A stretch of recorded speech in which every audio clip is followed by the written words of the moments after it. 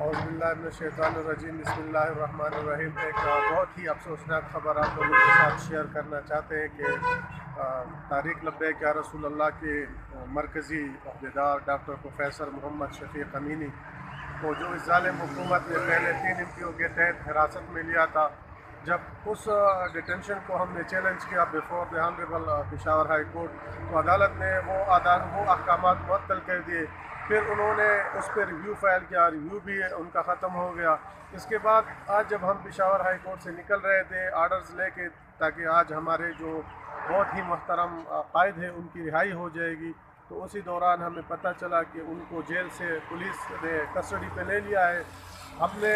کوشش کی کہ کہاں پہ وہ لے کے جا رہے ہیں۔ پہلے ہم نے سوچا شاید سرڈی رے میں جو ایف آئی آر ہے وہاں پہ لے کے جا رہے ہیں، لیکن جب ہم نے پتہ چلا تو وہ یہاں پہ نہیں، ان کے خلاف ایک اور ایف آئی آر درج کر دی گئی ہے، جو کہ تقریباً 8 تاریخ کو درج کی گئی تھی، اور وہ انسداد دہشت گردی ایکٹ کے تحت درج کی گئی تھی، جس پر ان کو حراست میں لیا گیا ہے،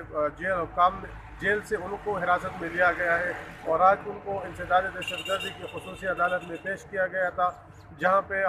ہم نے پیروی کی۔ پولیس نے 10 روز کا ریمانڈ مانگا تھا، جو کہ صرف 3 دن کا ان کو مل گیا۔ انشاءاللہ دوبارہ ڈاکٹر صاحب کو 14 تاریخ کو عدالت مردان، جو کہ انسداد دہشت گردی کی خصوصی عدالت ہے مردان میں، اس میں پیش کیا جائے گا، جو کہ سینٹرل جیل مردان میں واقع ہے۔ شکریہ۔